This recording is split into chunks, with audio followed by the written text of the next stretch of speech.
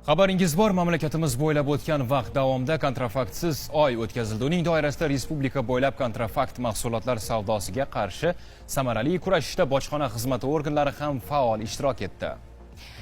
Yaqinda bojxona organlari tomonidan o'tkazilgan ko'p bosqichli tezkor tadbirlar doirasida 20 dan ziyod turli xorijiy brendlar nomi ostida sifatsiz va qalbaki kosmetika hamda parfyumeriya vositalarining yashirin sexi faoliyatiga chek qo'yildi. Tovarni qayerdan olasizlar? Xitoydan olamiz. Qlar arzon ekan. 6000 ga mana bu aloyeni ko'rdim. 700 ga. Ishlab chiqarish, o'zimizdan ishlab chiqarish mumkin. Ha, o'zimizda ham ishlab chiqariladimi?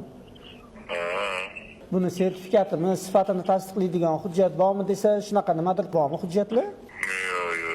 Bu kabi sifati kafolatlanmagan kosmetik vositalar qanday qilib savdoga kirib kelmoqda? Siz tasvirda xorijiy brendlar ostidagi kosmetika vositalarining shunchaki bo'sh qutisi, qadog'i, yorliqlari va himoya qoplamlarini ko'rib turibsiz. Bu mahsulotlar ortilgan yuk avtotransport vositasi kuni kecha bojxona qo'mitasining targetlash va xavflarni boshqarish boshqarmasi, Toshkent viloyati bojxona boshqarmasi tezkor tuzilmalari va yallama chegara bojxona posti xodimlari tomonidan o'tkazilgan tezkor tadbirda to'xtatib qolindi. Bojxona ko'rigi davomida yuk avtotransport vositasiga hujjatlarda qayd etilganidek kiyim ilgich, turli ehtiyot qismlar, xo'jalik mollari kabi 13 turdagi tovarlar emas, aksincha, hujjatlarda umuman qayd etilmagan 21 turdagi tovarlar, shu jumladan yuz uchun krem, losyon, yuz niqobi, ifor taratuvchi suyuqliklar, surma kabi kosmetik vositalarning idish va qutilari, ularni ishlab chiqarish va qadoqlashda foydalaniladigan turli xom ashyo, yorliq va himoya qatlamlari borligi aniqlandi. Ularning umumiy qiymati esa dastlabki hisob-kitoblarga ko'ra 3 milliard so'mdan oshmoqda.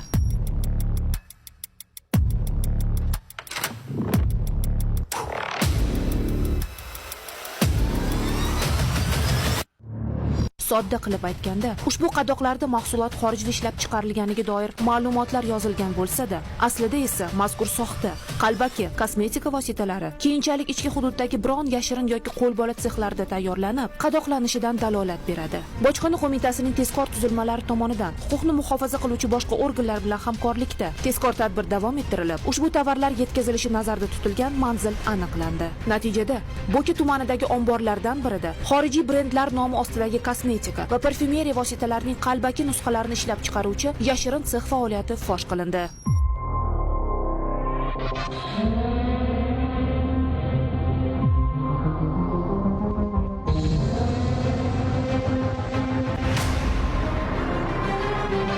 Sexda Yevropa mamlakatlari, Koreya, Birlashgan Arab Amirliklari, Xitoy kabi davlatlarning 20 dan ziyod turli mashhur brendlari nomi ostida ishlab chiqarilgan 280 ming donadan ortiq sifatsiz va qalbaki kosmetika va parfyumeriya vositalari hozirda vaqtincha saqlovga olingan bo'lib, ularning umumiy qiymati 10 milliard so'mdan oshmoqda. Shunday bemorlarga va aholiga maslahat bergan bo'lardimki, kosmetika vositalarini olib ishlatishdan oldin albatta sertifikatsiyadan o'tgan, qadog'i buzilmagan, tarkibi teri xususiyatlariga to'g'ri keladigan kosmetik vositalardan foydalanishni maslahat berardim. Yuqoridagi aniqlangan holatda bojxona xodimlari tomonidan shunchaki tovarlar to'xtatib qolindi emas, aksincha, minglab ayollarimizning go'zalligiga va salomatligiga yetishi muqarrar bo'lgan xavf-xatarning ham oldi olindi. Hozirda yuqoridagi holatlar yuzasidan bojxona organlari tomonidan tergovga qadar tekshiruv harakatlari olib borilmoqda.